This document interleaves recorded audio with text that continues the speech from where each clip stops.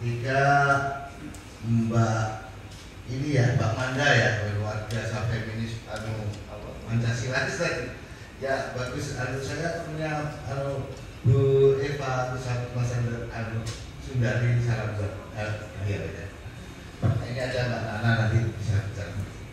Oke, baik. Saya coba mengikuti aturan sehingga harus 10 menit karena saya sudah jam 5 lebih, tapi lebih sedikit. Jadi prinsipnya dalam perjuangan kebudayaan kita harus melihat kita sebagai masyarakat Indonesia adalah masyarakat masa depan yang terjebak di masa lalu, yaitu masa sekarang. Ya. Dengan demikian kita punya perspektif ke depannya itu kita itu sebenarnya spesies seperti apa. Nah, saya coba kasih gambaran bahwa kuartal pertama abad 21 itu peradaban manusia itu mengalami kompleksitas permasalahan. Ya. Perubahan cepat dan masif disebabkan perkembangan cepat di medan geoekonomi, geopolitik, dan saya tambahkan dengan istilah baru yaitu geobudaya yang bersinergi dengan percepatan perkembangan teknologi digital yang memunculkan seperti salah satunya adalah artificial intelligence. Ya. Itulah situasi saat ini 2025, seperempat dari abad ini. Kita bisa bayangkan ketika Indonesia emas nanti yaitu 2045, hanya tinggal 20 tahun lagi, ibu-ibu, bapak-bapak, itu situasinya seperti apa? Nah, selanjutnya hari ini memunculkan fenomena kita semua sudah tahu ya, tapi saya tertarik dengan dua poin yaitu volatility dan uncertainty ya, dari VUCA ya, selain complexity dan ambiguity. Inilah situasi yang sedang berkembang saat ini, bahwa saat ini adalah era di mana dunia berhadapan dengan situasi yang tidak dapat ditentukan. Nah, di sini bahwa banyak hal tidak bisa diprediksi, ya, hasil dari kejadian misalnya. Itu misalkan kemudian semua hal ini kan sebenarnya saling terkait ya. Jadi ketika situasi kebudayaan saat ini seperti itu, ya, dari awal tadi saya melihat bahwa Indonesia adalah salah satu bagian dari peradaban kemanusiaan. Ya. Kita bagian dari 1/200 lah kalau dibilang negara yang saling mengakui, maka kemudian negara dianggap sebagai entitas yang ada. Ya. Itu kan ada, siapa yang memberikan cap stempelnya? Ya mereka saling memberikan legitimasi masing-masing. Nah, disinilah kepentingan kita tetap untuk membangun Indonesia sebagai sebuah entitas. Karena dalam balapan menuju kesejahteraan dalam situasi yang tidak menentu tadi, kita membutuhkan sebuah, kalau orang yang pesimis bilangnya makhluk lah ya. Kalau kita adalah mesin yang memperjuangkan manusia menjadi manusia sesungguhnya, yaitu adalah negara. Kita ada di negara Republik Indonesia. Itu kalau stempel-stempel terhadap Jaker saat itu adalah kita seolah-olah akan membuatkan negara itu salah total. Justru yang bicara seperti itu adalah mereka-mereka yang menyatakan ternyata di belakangnya adalah kepentingan asing. Selanjutnya dalam teori ya ini sudah standar buat kita, seperti adik kita tadi ya sudah mulai belajar tentang feminisme, luar biasa bagus ya. Tapi di sini adalah sebenarnya semuanya adalah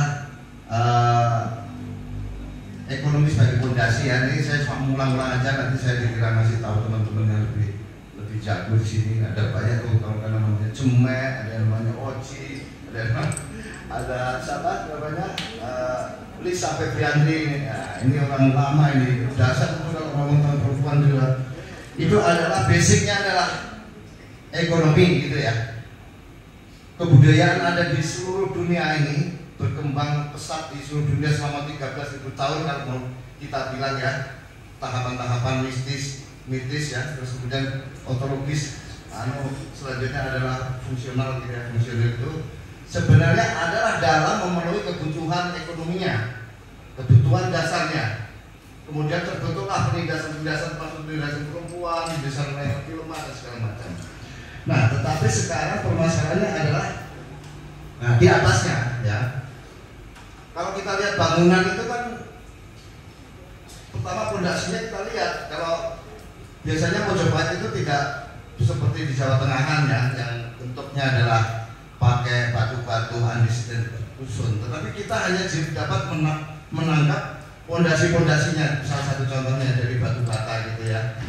Nah, nanti tadinya bentuknya seperti apa? Tapi waktu terjadi kehancurannya di akhir tahun 1400-an itu kita tidak tahu bentuk bangunannya, tapi kita bisa membayangkan. Nah, itu demikian juga dengan kebudayaan. Di atasnya itu adalah kalau ekonominya pertanian apa, agamanya apa, ideologinya apa, ya, seninya apa, hukumnya seperti apa, dan segala macam. Tidak bisa fondasinya begini kemudian bangunannya berbeda, nggak akan mungkin. Ya, nah, di situ kemudian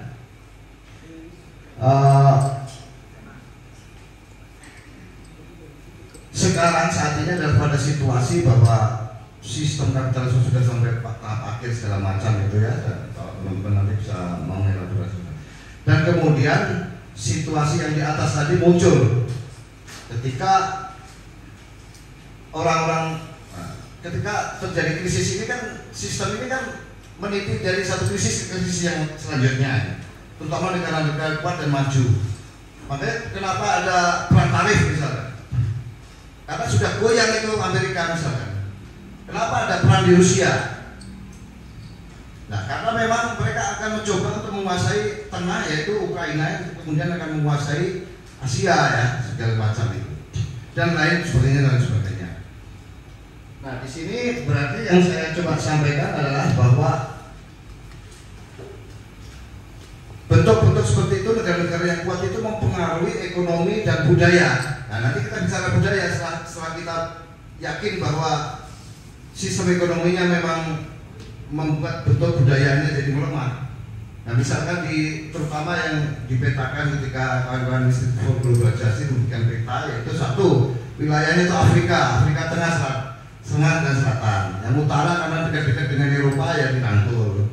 Kemudian yang di tengah ya itu bekas-bekas jajahan Uni Soviet yang dulunya adalah komunisme, itu hancur juga di situ, dibiarkan untuk tidak berkembang sampai saat ini. Bahkan ada internet yang tidak boleh ada di sana saat ini. Dan kemudian Asia Tenggara pun sudah mulai maju dengan ini relatif sebenarnya harus didorong ya. Mungkin dengan bapak di kementerian Pak ya, didorong bagaimana geopolitik ya, terutama di regional itu, regionalisme ini ya, regionalisme ini didorong bahwa Indonesia leading ya, ASEAN itu tidak seperti yang terjadi di persatuan di Afrika ataupun yang di Amerika Latin. Amerika Latin kita juga harus belajar dari ALBA gitu ya. Nah, kemudian Amerika Tengah dan Amerika Latin ya, Meksiko, Guatemala ke bawah semua. Tapi selain Chili sama Argentina itu semuanya penghasilan masyarakatnya miskin semua. Nah, kenapa? Nanti kita bicarakan kenapa. Nah, selanjutnya menurut Van Persen tadi ya, itu teori kebudayaannya ya, kalau kita bisa pinjam ya tidak persis amat ya. Ini sebagai pengantar saya sampaikan bahwa sedikit itu juga masih ada yang mengalami perdebatan ya. Bentuknya kebudayaan itu kayak kita makan sandwich ya. Nah, saya makan sandwich nggak semuanya pernah di sini ya. Itu kan lele-lele ya, ada roti ya, roti sayang atau apa kamu bilang. Terus kemudian ada dagingnya, kemudian ada apa namanya, sayurnya ya, tomatnya ya, pickle-nya. Nah, semua budaya itu kalau dipotong begitu, itu semuanya strukturnya hampir sama, yaitu nilai-nilai yang di atas ya. Nilai-nilai itu apa yang dibilang baik atau buruk ya. Nah, kalau baik itu adalah negara yang kuat, itu adalah nilai-nilai yang bagus.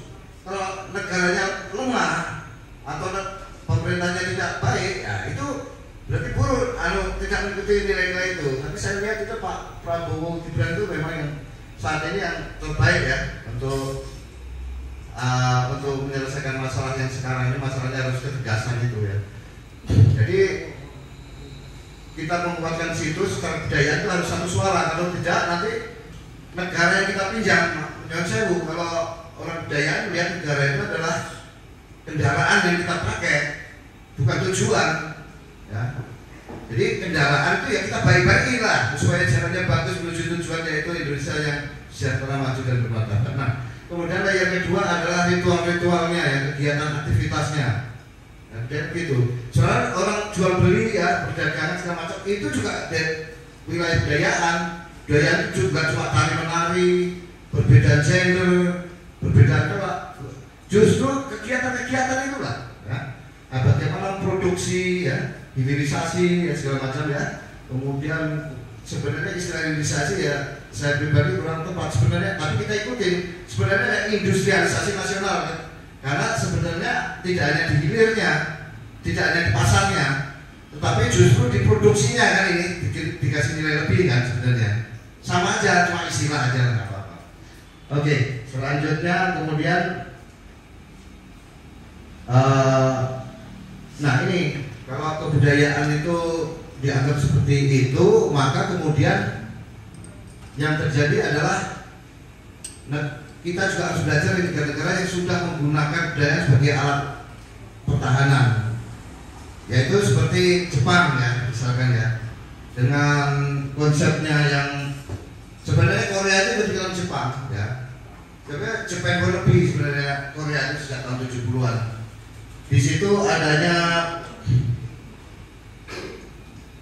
fenomena oshikatsu sekarang ya. Oshikatsu itu di Jepang tuh orang tuh memberikan aktivitas dukungan terhadap tokoh-tokoh yang yang diidolakan gitu ya. Karena mereka sudah terserabut dari manusianya, mereka itu robot semua. Dirinya pun 99% robot, tinggal 1600 cc yang ada di kepalanya aja yang tetap manusia. Tapi itu pun juga algoritmanya sudah hampir mirip dengan robot. Ya.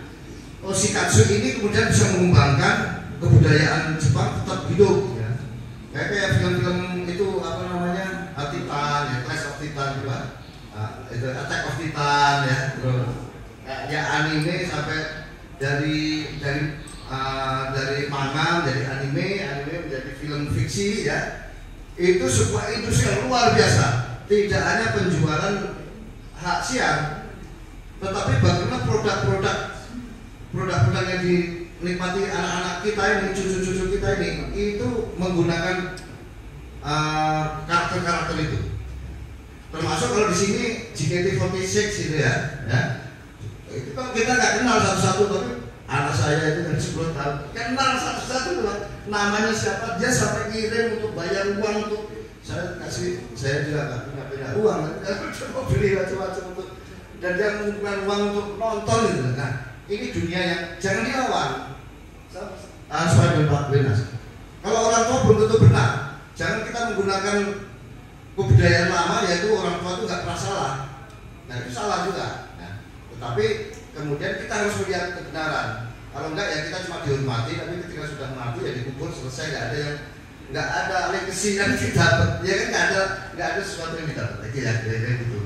Nah untuk itu Indonesia untuk mencapai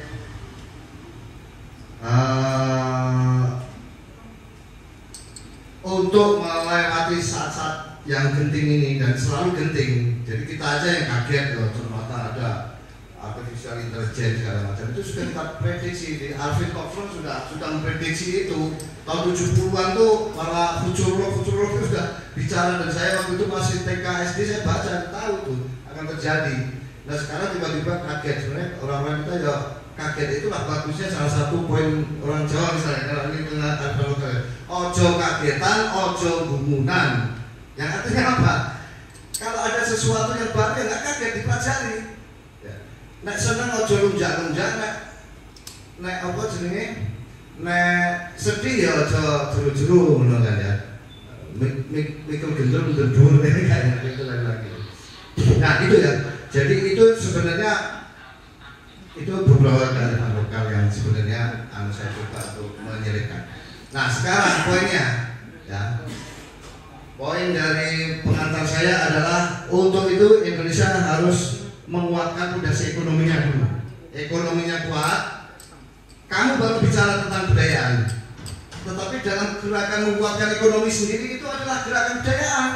Budaya itu ya ekonomi, politik, sosial budaya itu adalah sebuah processing dari cultural processing to become something gitu lah ya nantinya ya.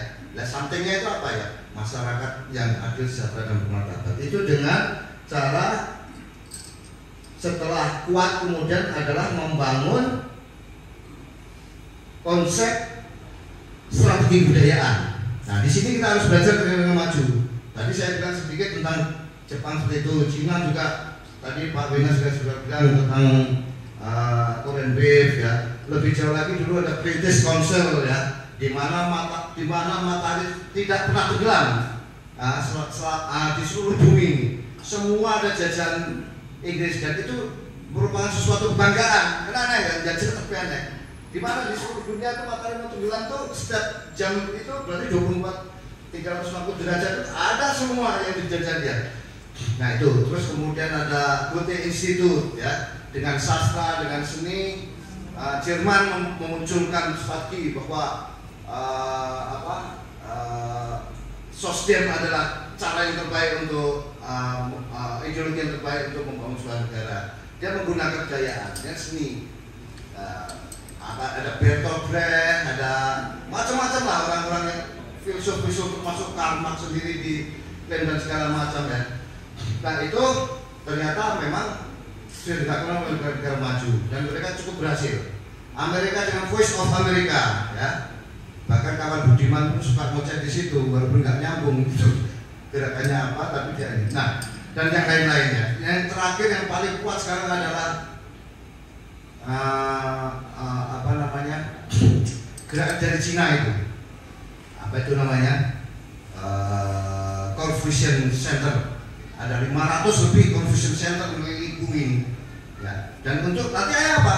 Untuk menjual produk-produk Cina. Ya, tadinya pertempuran antara murah dan murah tapi nggak terlalu berkualitas, ataukah mahal sangat berkualitas. Ternyata konsepnya beneran Cina. Mendingan murah tapi berkualitas. Karena apa? Karena Android setiap tahun atau 2 tahun Android naik terus kan. Sekarang sudah apa? Setelah Lollipop apa sekarang sudah apa sekarang yang 17 kan? Sudah nggak gitu semua ya kita ya. Ya, artinya kayak kemarin dari Oreo dan segala macam lewat. Nah, artinya kalau HP-nya kuat tetapi hardware-nya nggak cocok lagi, nggak kompatibel, nggak bagus. Mendingan murah tapi ganti terus. Nah ini strategi kebudayaan ya salah satunya begitu. Nah kalau kita memilih, terutama kalau saya dan beberapa kawan di Jakarta ya, harus membangun strategi budaya Indonesia melalui minimal 5 poin. Ini konkret-konkret straightforward aja daripada orang-orang ngoceh luar biasa dengan teori dan titel yang luar biasa, tetapi nggak ada hasil yang jelas. Kalau kita hasil yang jelas, tapi kekuatan untuk menyelesaikan yang lemah ya, karena Jakarta ada sebuah jaringan kerja kebudayaan ya rakyat. Nah, inilah kita butuhnya bersinergi dengan pemerintah untuk kita menyampaikan undang-undang ini. Salah satunya begitu. 1. Menjadikan medan budaya menjadi prioritas pembangunan Republik Indonesia. Nah, 13 proyek strategis nasional ada kan kebudayaan. Oh, cuma jalan tol dan segala macam. Ini masukkan aja, karena kita dalam posisi berjalan bersama dengan pemerintahan Prabowo Gibran ini. Nah, harus kita fight di internal, tidak kita fight di eksternal lagi. Nah, kalau itu bisa dilakukan, maka penjabaran yang 4 paragraf sebelumnya akan terjawab. Yang kedua, menetapkan roadmap pengembangan budaya nasional. Mana ada roadmapnya? Yang seperti dilakukan oleh British Council ya, dulu kan CCR gitu ya, gerakan dari bahasa ya, sastra ya. Kalau orang Prancis kan bonsoir ya, bahasa itu penting ya, sastra ya. Jerman juga demikian. Kalau Inggris tentang penguasaan laut, walaupun kemarin sore dia masih di gua-gua, kita sudah ada kapal pinisi di sana. Nah, terus kemudian yang selanjutnya kita harus mengembangkan ini, Pak Menas mungkin bisa diberikan ke Bapak Menteri, Bapak Presiden dan Wakil Presiden, menetapkan roadmap pengembangan budaya nasional. Libatkanlah masyarakat sipil, kelompok-kelompok masyarakat termasuk kelompoknya Bu Eva ya, kelompok pembuat film dan yang lain-lain untuk memberikan masukan.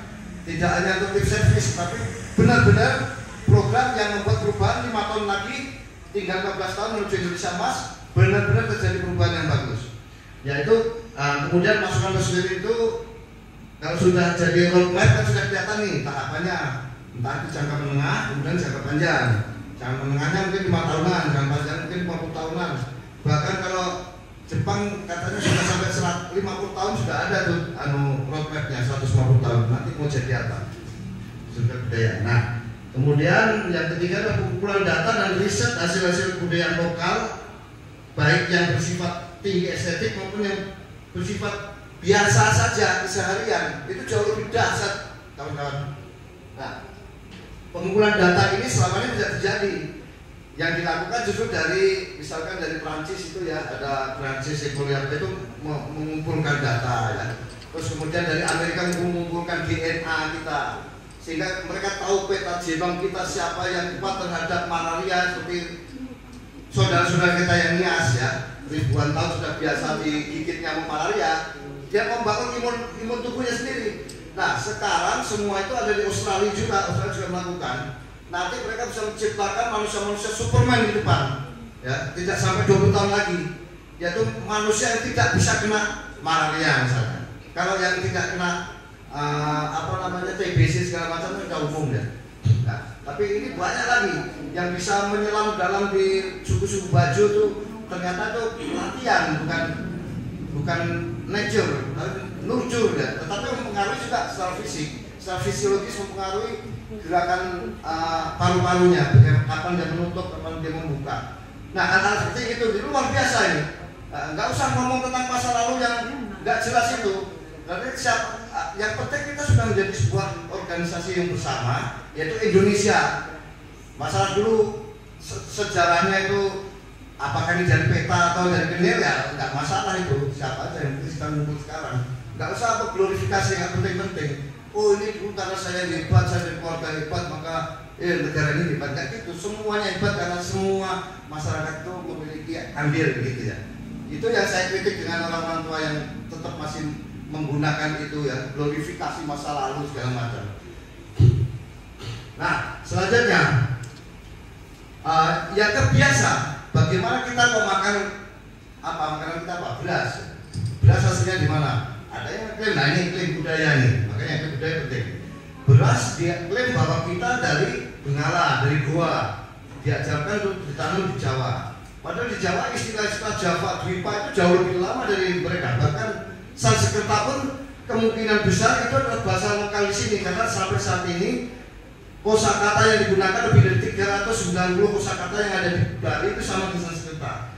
Kalau kita menggunakan beberapa bahasa India bagian selatan berbeda, barangkali tidak lebih dari 79. Ini adalah penelitian. Nah kita harus membangun penelitian itu juga.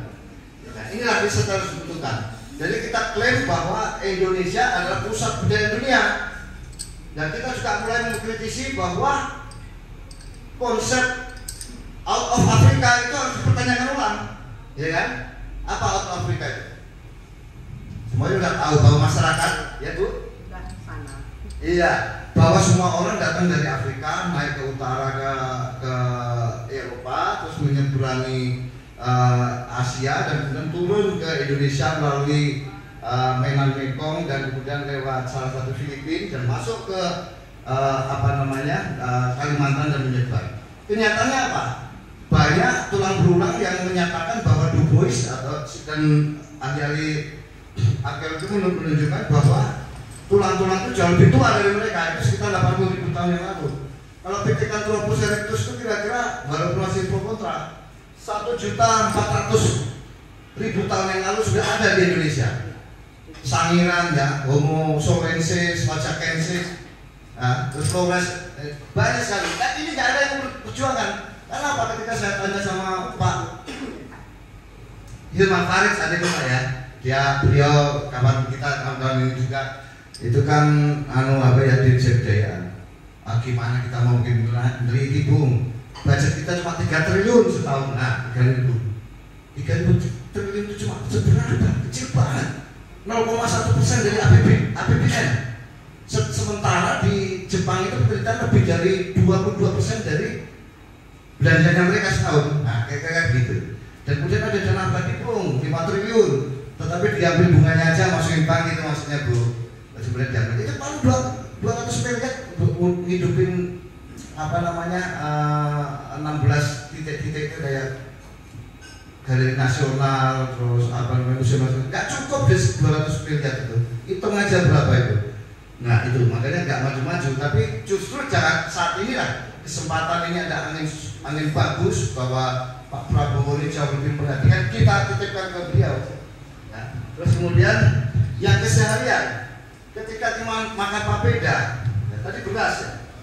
Bagaimana pagi-pagi orang di San Diego ya mau berangkat kerja ke San Francisco yang sekitar 3 jam atau berapa, dia sarapan papeda ya pakai suiran-suiran apa namanya ikan cakalang ya pakai sabun, itu jauh lebih sehat dan daripada makan kentang goreng maupun nasi yang untuk gulanya tinggi sekali ya. Itu jadi sekarang pembunuh itu nomor 1 gula loh ya, bukan rokok sekarang itu nggak ada urusannya, itu dulu kampanye nggak jelas itu ya. Tapi itu harus kita juga sesuatu yang mudarat yang dihindari bagus lah ya. Tapi jangan juga memblusukkan itu aja gitu ya. Sebentar ya. Nah yang kemudian eklektik itu adalah hal yang biasa.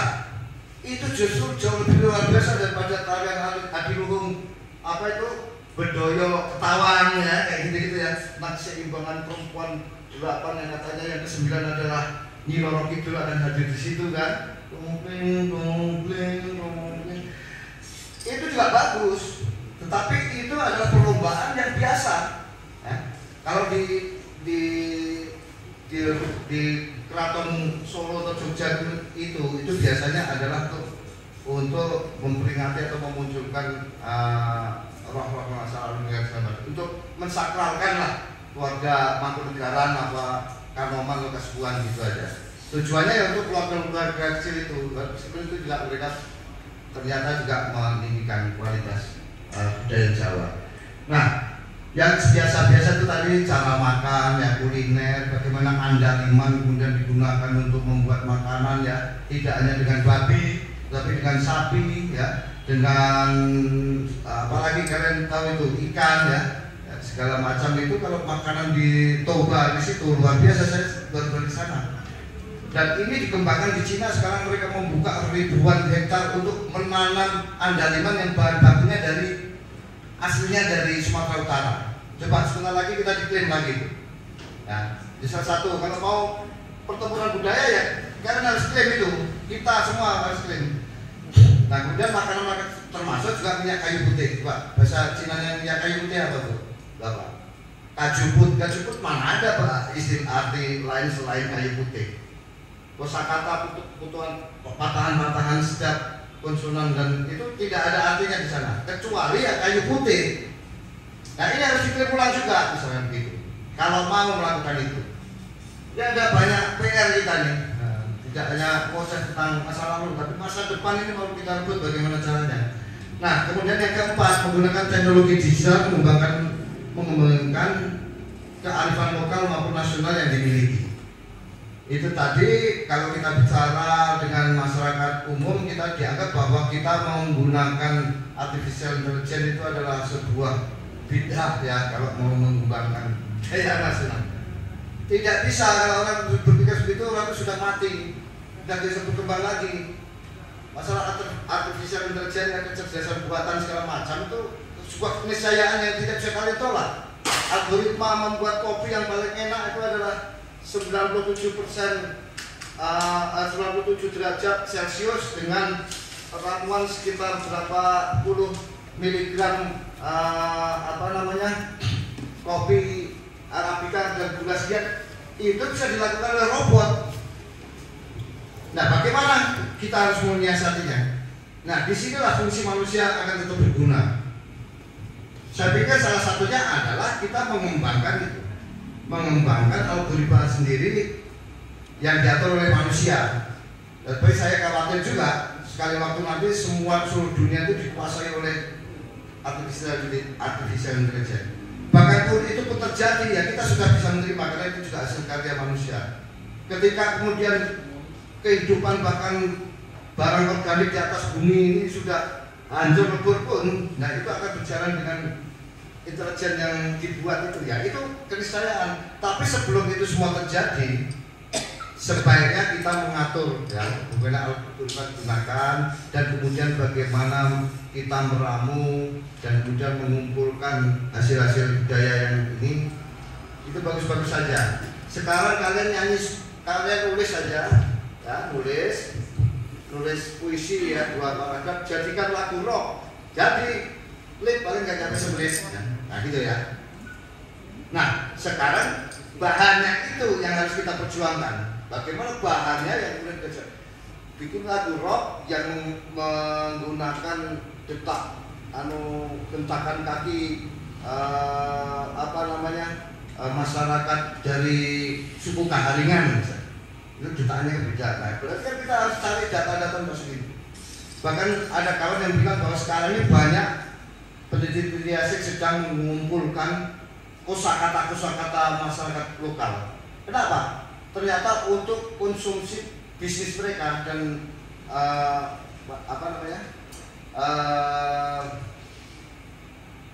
produksi industri film di Silicon Valley sana.